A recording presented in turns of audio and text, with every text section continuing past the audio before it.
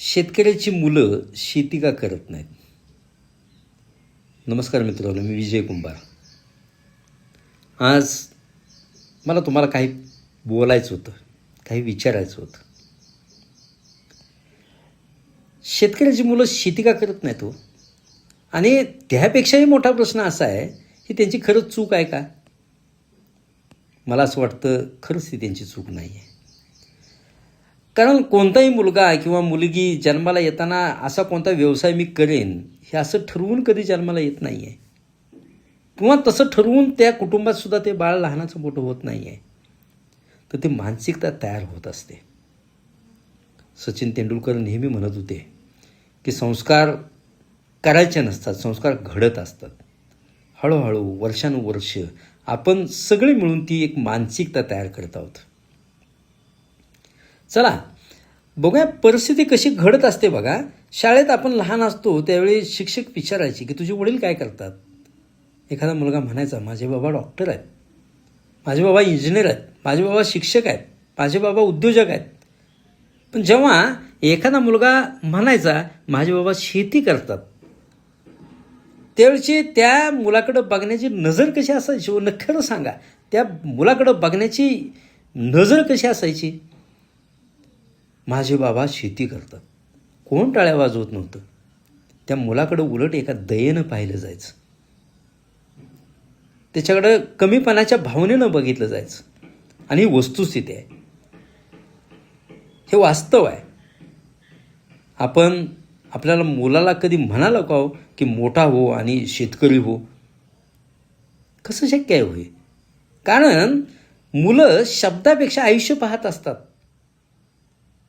पहाटे 4 वाजता उठणारे बाबा, रात्र होईपर्यंत काम करणारे बाबा, पाऊस नाही म्हणून चिंता, पाऊस आला म्हणून चिंता, रोग किडी, कर्ज, वीज बिल, मजुरी आणि सगळं जुळलं तर बाजारभाव. प्रत्येक गोष्टीची नवीन परीक्षा त्याच्या मनावर संस्कार घडवत असते की मी हेच आयुष्य जगायचं आहे का? प्रश्न शेतीच्या अपमानाचा नाही आहे, प्रश्न वास्तवाचा आहे.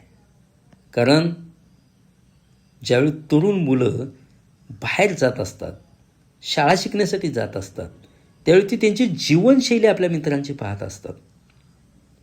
शहरात शिक्षणासाठी गेलेला जो मुलगा आहे त्याला जग वेगळं दिसत असतं. छोटं का असेना, पण त्याचं घर त्या मित्राचं स्वच्छ असतं. बसायला एक हॉल असतो, सोफा असतो, जेवणाचं टेबल असतं, स्वच्छ किचन असतं, स्वतंत्र बेडरूम असते, अभ्यासाची एक वेगळी खोली असते, त्याला स्वच्छ बाथरूम असतं, स्वच्छ शौचालयसुद्धा असतं, दारात एखादी गाडी असते. ह्या चैनीच्या गोष्टी नाही आहेत, हे सन्मानानं जगण्याची इच्छा आहे. त्याच उलट तो जर घरी आला तर त्याच्या एका बाजूला गोठा, दुसऱ्या बाजूला राहायचं घर, सकाळ संध्याकाळ जनावरांचा वास, पावसातला चिखल, उन्हाळ्यातली धूळ, रात्रंदिवस त्या त्या आईवडिलांचं कष्ट. मग त्याच्या घराचंही त्यानं स्वप्न पाहिलेलं असतं की माझ्या बाबांनी एवढी वर्ष कष्ट केलं, त्यांना हे आयुष्य मिळालं का? हा मुलाचा खरंच चुकीचा प्रश्न आहे का हो? मित्रांनो, एक गोष्ट इथं प्रामुख्यानं लक्षात घ्या की तरुण शेती करायला नाही म्हणत नाही आहे, तो कष्टाला नाही भीत. बघा, आजचा तरुण मुंबईला जातो, पुण्याला जातो, बेंगलोरला जातो, 10-10 तास काम करतो. कुठं ते सिक्युरिटी गार्ड असू द्या, किती डिलिव्हरी बॉय असू द्या, कारखान्यात उभा असू द्या, ऑफिसमध्ये बसू द्या, कष्ट तेवढेच आहेत. मी म्हणेन शेतीपेक्षा कष्ट त्यात जास्त आहेत. तो कष्टाला नाही भीत. पण महिन्याच्या शेवटी जो पगार मिळतो ना, तो मात्र नक्की असतो. शेतीत आहे का असं? कष्ट निश्चित आहेत, पण उत्पादन, म्हणून तो शेती सोडायचं म्हणतोय. मातीमुळं नव्हे, तर त्यात असलेल्या अनिश्चिततेमुळं. आणि सगळ्यात महत्त्वाचं वाक्य की समाज म्हणतो किंवा जो शेतीत यायला येणारा तो म्हणतो की एवढा शिकलास, शेवटी शेतीच करायची होती, तर मी एवढा शिकलासच कशाला? मित्रांनो, हे वाक्य शेतीसाठी अत्यंत घातक आहे. खरं वाक्य असं असायला पाहिजे होतं, शेती करायची आहे ना, तुला शाळा शिकावीच लागेल. आज मेडिकल सायन्स शिकून लोक डॉक्टर होतात. वेगवेगळ्या नीटच्या गेटच्या एक्झाम देऊन शिक्षक होतो. कुठल्याही व्यवसायातलं शिक्षण असू द्या, त्याला ते शिक्षण घेऊन त्याला तो व्यवसाय करावा भाग पाडलं जातं. मग न शिकता शेतकरी शेती कसा करेल हो? आणि ह्या अपेक्षा तरी आपण का करतो? शेती हा काय आता फक्त नांगरायचं, 4 बैलं लावायची असा व्यवसाय राहिलेला नाही. तो विज्ञानाचा आहे, अर्थशास्त्राचा आहे, जागतिक बाजारपेठेचा विषय आहे. तो आता तंत्रज्ञानाचा आहे, AIचा आहे, हवामानाच्या बदलाचा आहे. म्हणून शिकलेले शेतकरी ही काळाची गरज आहे. फक्त मुलांना देश देऊन हा प्रश्न सुटणार नाही आहे.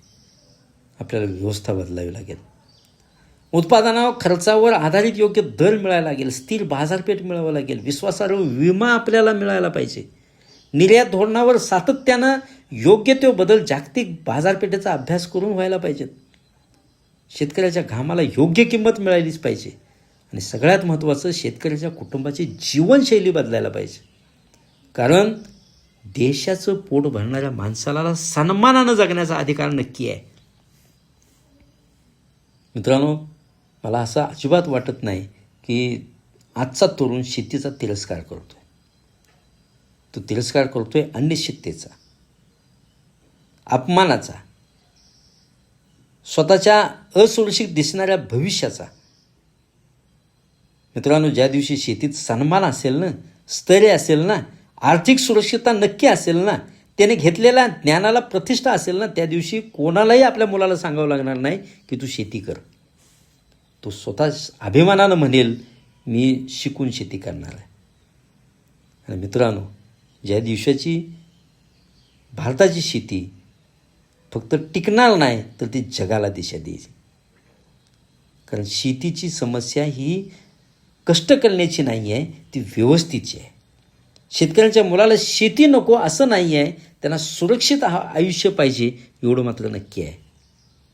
आणि हेच खरं वास्तव आहे असं मला वाटतं. धन्यवाद.